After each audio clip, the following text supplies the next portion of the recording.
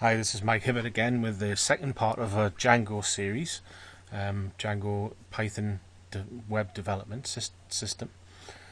Um, we're going to be continuing our example of a basic test website that we set up in our first example. I've so far created the test project, and we're now actually logged into the virtual environment, as you can see by this section here. And the next bit we're going to do is we're going to look at settings inside of our application. So more specifically to do with what kind of database this web app system was going to use, and also a little bit about time zone and language codes. But that's mainly just so that when we come to do things like inserting timestamps into our databases, we get the right ones that are suitable for us. So the first part that we're going to look at is the settings.py. Now that's located within our new test project inside of the test project folder called settings.py, and in there you should see this is your output. This is automatically generated, so you don't have to write all of this yourself, and you don't have to cut and paste it from some web page or something. It'll once you've created your project like we did in the last lesson, you should find these files all here. Now, for the purposes of this tutorial series, we're going to be using SQLite, because then that doesn't necessarily need you to have to install any extra databases. If you want to know how to do MySQL or any of the other databases, then there are a few more little details that you'd have to put in, but not much. In the case of our SQLite database, in our section that says engine, we just have to complete the end of this line, and it's already filled this bit in for us. We just have to say on the end which one we want, and in our case it's SQLite 3. We just save that, and there's only one other field we have to fill in for SQLite, which is why we're using this, because it's much simpler than going into massive details, and that's this. So we put our name in, and it has to be the path to where we'd like to put it, and in my case it's inside of my project that I've created in the example, and I'm going to call it storage.db.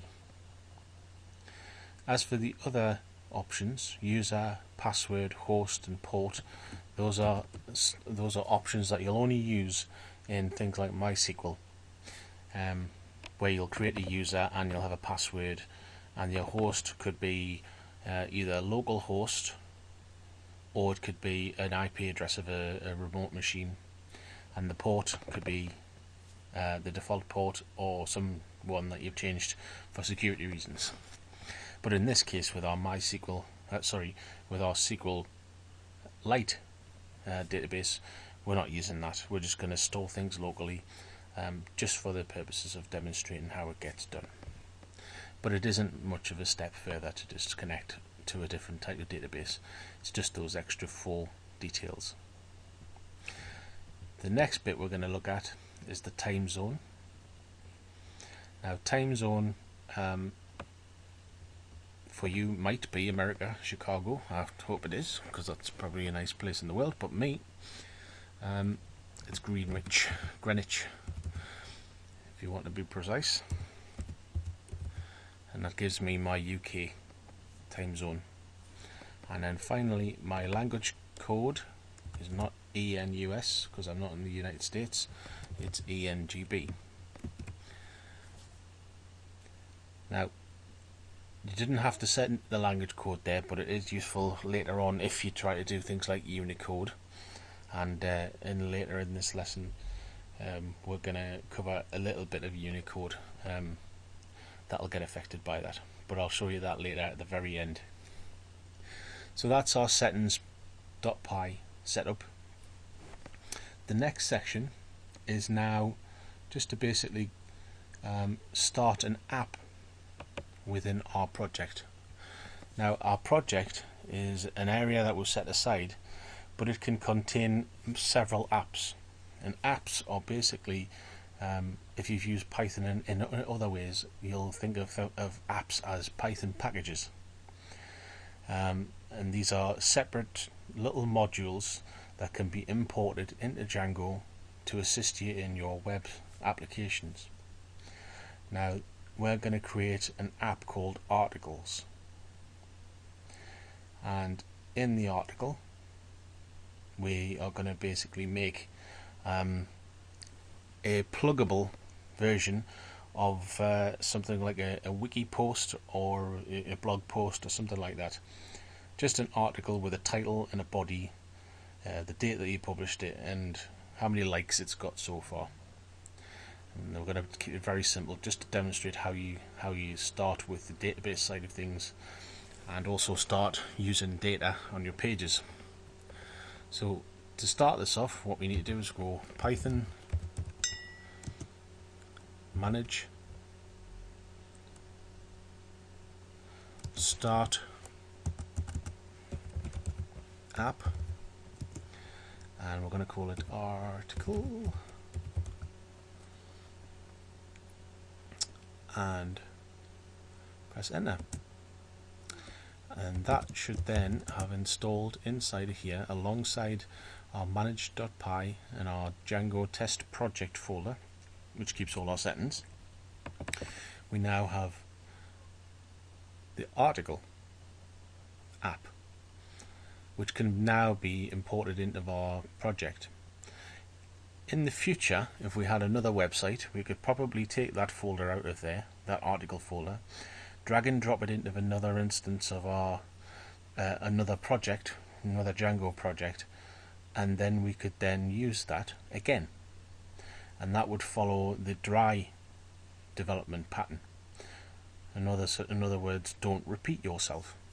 So we wouldn't repeat ourselves, we would just basically get that code again, use it again, having written it once, which is really handy if you haven't got much time to sit there and reinvent the wheel every day. So just to bear that in mind, that's really one of the basic ideas behind Django. Is you write something once and then you can piece together new applications all the time with the stuff that you've already written. Okay, so the first thing we need to do is we need to go and have a look inside of article. So what do we get in there? We get 4 files. We get this init.py, and you'll notice that its size is 0, because that file is only there to tell Python that this folder is actually a package or a module. And that's all that file does. It tells Python this can be imported as a module. Within our module we've got models, tests, and those are for your unit tests, and views. And views are used later, probably in the next tutorial, to show how we can actually put information on web pages. But for the time being, we're going to just stick with the idea of models and how they are created and how they work within Django. And then next time I'll actually go into more detail about how you can actually use them on web pages. We're going to concentrate solely on models at the minute. So I'm going to open that up in our Wing 101. That should now be in there, and you can see there's nothing in there now. Okay, so what we need to do first of all is we've already imported models from our Django DB library, and that should be there by automatically, so you shouldn't have to type that in. You should just be able to go class article. Yep, I spelled that right for time and then completely confused myself and thought I hadn't. So models dot model. Okay.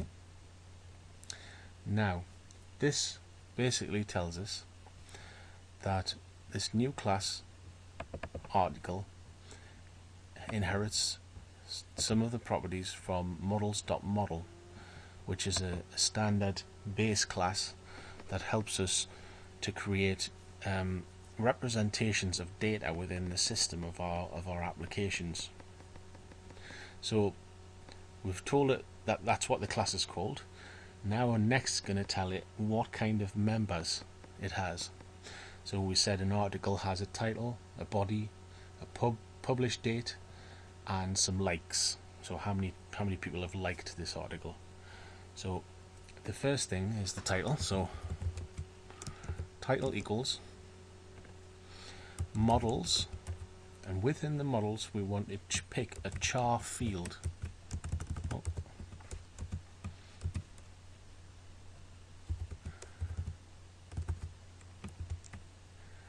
And we want its max length to equal 200. That tells us that we can have a title that's 200 characters long. Now, all of these fields in the database have a type that we can assign. Some of them need a length, some of them do not need a length, some of them need extra parameters. All of that information is available if you just basically go onto the Django website. There's a big list of all the different types and how you can use them. But these are just the basic ones that I think are probably most appropriate, in my opinion, for a bog standard text-based article. So my next file or field is body, and I'm going to say models text field. Not doing very well with the typing today. And I don't want to add anything into there because the text field is just a big chunk of text. It's not a maximum length. It can grow, it can be a huge big paragraph or pages and pages of information, so we're not going to restrict that. Another field is pub date or publish date, and this one is where we're going to start and get into the interesting idea of time zones and such. So this is where we're starting to get to rely on the settings that we created in our settings.py. So date time field, and we want date published.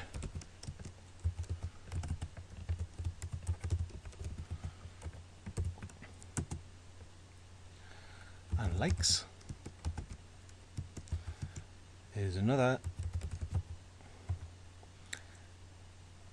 well, if it's an integer, it's going to be integer.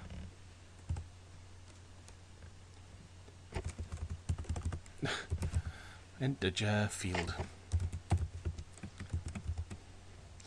and we're not going to say that that has to be limited in any way.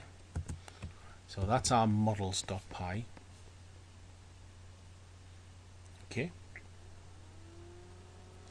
now we're going to go to the terminal now, and I'm going to show you how our Django system actually goes ahead and implements the database.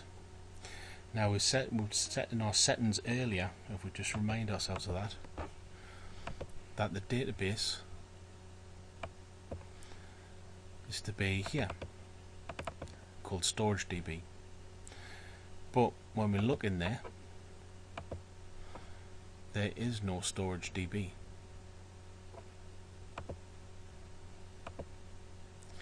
And that's because we haven't told Django to create it yet. So how do we create the database and get it set up ready? The way we do that is we use another command line argument from the manage.py file. So Python manage, and the command we're going to use is syncdb. Now we haven't created a DB, but syncdb will actually do the whole legwork of doing that. Now, what does syncdb do after it's created the file? Well, if you ever want to see what it is to look in there, you can use the SQL command. I'll use that in a moment when I show you the articles and what that does to the database when we start including that. But for the time being, I'm just going to sync the DB. It should be very quick.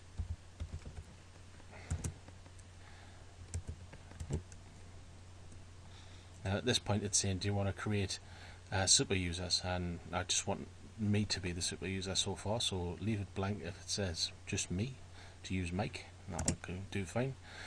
Email address hibbert.michael@gmail.com. Please feel free to email me with any questions or anything that you want to ask about in terms of this. Now you have my email, but not my password.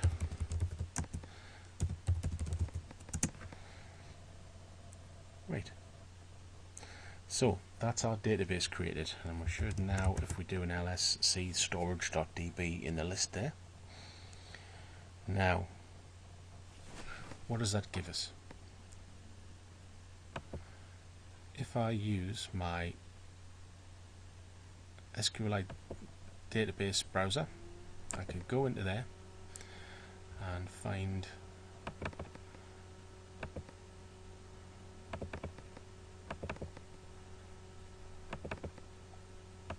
in there that it gives us a load of tables. It gives all of these things by default, just by creating the database. You'll see most of these things are auth or Django content type, Django session, Django site.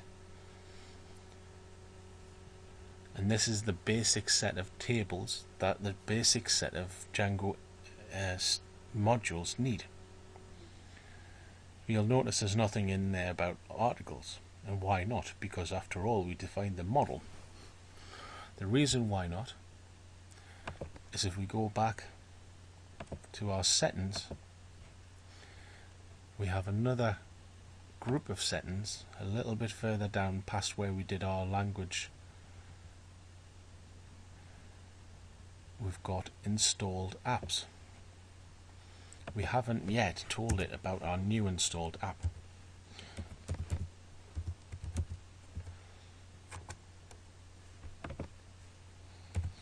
So if we do that, just add that into the line there, go back to our command line, we should now be able to sync DB.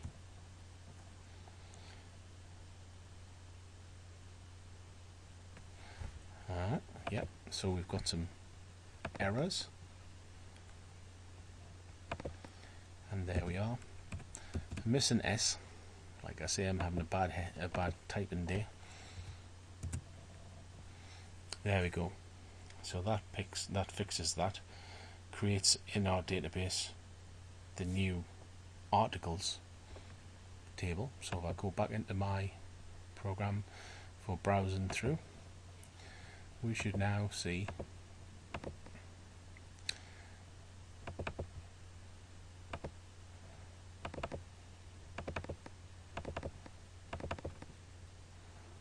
article underscore article with an ID which we didn't define but was put in automatically by Django, a title with 200 characters long, a text body, a publish date, which is a date time field, and a likes field, just as we defined it.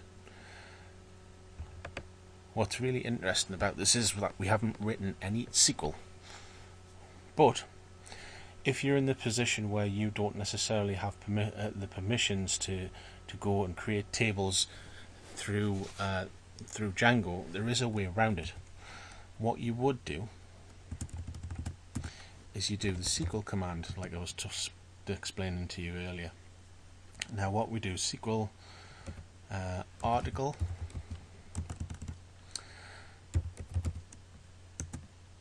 and that will tell you what the actual commands are. So what you would do in the case of this is, if you probably have access to some way to execute SQL in your web hosting services, for instance.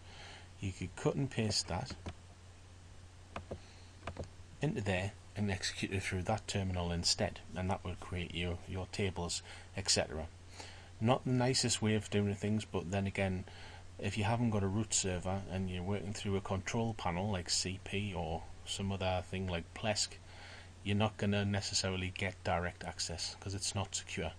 You might be on shared hosting, but that's the way to get around it if you're in trouble like that. So, say for instance that we decided that we're going to change the article module, and any of these field or data types changed. Unfortunately, it's not very easy to get rid of that kind of change after you've done it, so it's well worth thinking about, exactly what you want to do with your model before you actually activate it by putting it in that line in the installed apps list. What you need to do if that does happen, however, is you can go back and say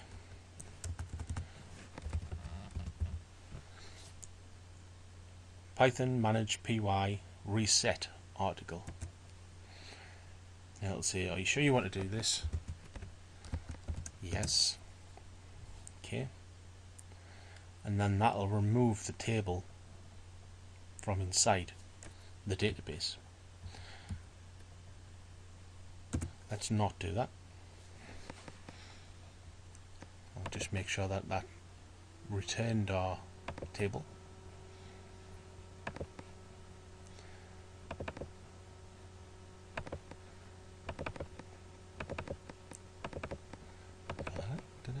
Yeah, so let's brought that back in the way we need it. So that's great stuff. We can close that now and we'll stop messing around with that. One thing to be careful of that reset command. This reset command will kill all of your data as well as your table schema. So it's worth, really being careful about before you actually set up something and then introduce it into the database. If you really seriously want to keep your data, then try to get it right before you actually put it in there. Right, so the final thing that I'm going to show you is how do we actually use these models. Now, I'm not going to show you from the point of view of using them in views, because that's for next tutorial. This time I'm going to show you using a handy little tool that the manage.py system has, which is called the shell. Now the shell is basically a Python shell, but it allows you to import local modules from your current app that you're using, as if they were actually part of Python. So for instance, we've defined our article. What we can do next is go from article.models, remembering that article has a file called models, import article. Okay, now this will have imported the article model, and to list all articles within there we can go article objects all, and that'll tell us that there's no objects in there at the minute. So let's put some objects in. To do that, we need to create an instance of an article. We're going to say title equals test1. I won't concentrate much on the spelling. And the body equals blah, and our pub date need to backtrack, because one thing that I didn't bring in there is that we need to rely on our time zone information that we set in the py, in the settings.py. So to get that, we need to go from Django .utils import time zone. Time zone will allow us to be able to generate things like timestamps for right now in our current time zone that was set in the application. So then I'll try again.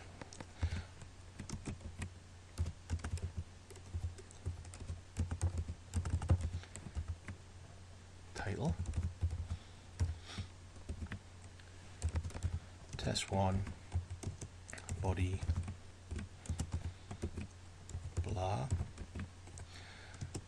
pubdid equals time zone now. That'll give us the current time zone and the current timestamp for our time zone, and this is how we can then keep our system dates and times within the regions that we're actually running the servers. And finally, our likes, I'm going to set these to all 0. That's creating an instance of an article object. The way that we actually save this is strangely called save. Now, if we go a.id, we'll see that has an ID now. So let's create a couple more articles. So test 2. I'm just going to keep everything exactly the same, and then again save, and there's its ID number 2. And finally a number 3.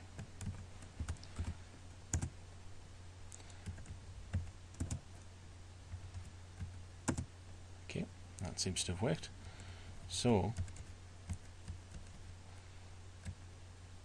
if we do article.objects.all now, we should now get 3 objects, because we're pulling all 3 out of the database, which we do.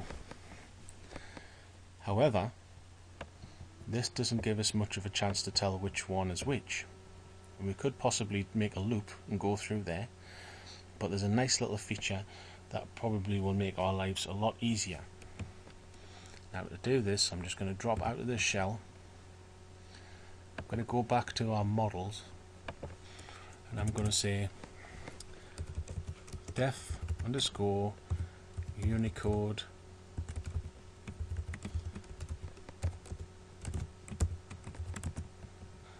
return self dot title, and this will show in our second part of the object definition, because this part is the bit that uses the Unicode option. So it should output the title in this section and in here. So then we can see that it's an article and what the title is. So let's open up the shell again. From article models import article, and then if we do article objects all, we now see that instead of just saying an article object, it tells us the title. So now we can more easily distinguish between these when we're just at the code level, which is really handy later on in our development. So there you go, that's why we used our Unicode stuff, and this is why we set